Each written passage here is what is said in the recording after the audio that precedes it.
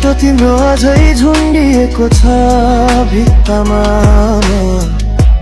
मलाई हेरिरहे झै ती नयनहरू चुपचाप थप थोरै माया बाँचेको छु भित्रै तर त्यो माया सुकिसक्यो बिस्तारै फर्किएनौ